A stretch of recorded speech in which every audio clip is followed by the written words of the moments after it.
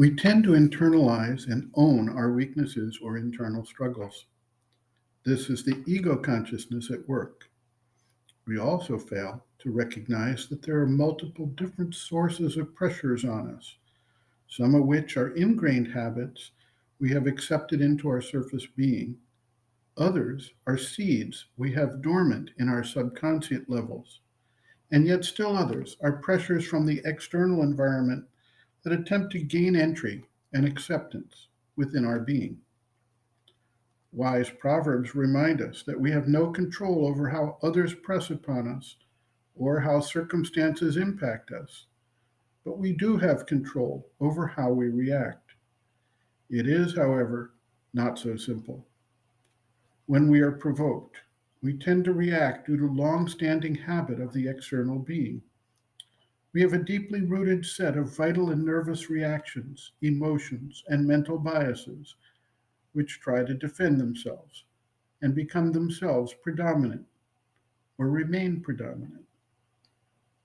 The secret to achieving the status of detachment is the shift of consciousness to one that is not part of the ego personality and separate from the surface being.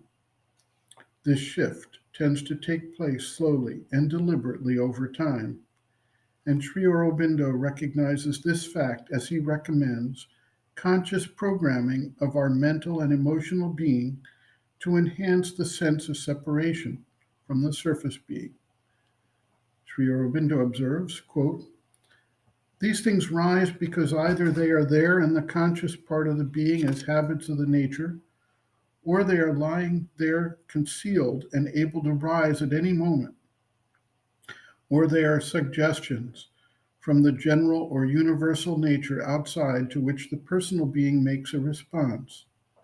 In any case, they rise in order that they may be met and cast out and finally rejected, so that they may trouble the nature no longer. The amount of trouble they give depends on the way they are met. The first principle is to detach oneself from them, not to identify, not to admit them any longer as part of one's real nature, but to look on them as things imposed, to which one says, 'This is not I or mine.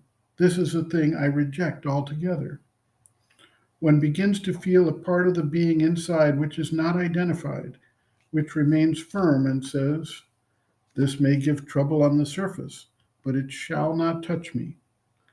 If this separate being within can be felt, then half the trouble is over, provided there is a will there not only to separate, but to get rid of the imperfection from the surface nature also." End quote. Reference, Sri Aurobindo and the Mother, Living Within, the Yoga Approach to Psychological Health and Growth, General Methods and Principles, Detachment and Rejection, pages 22 to 27.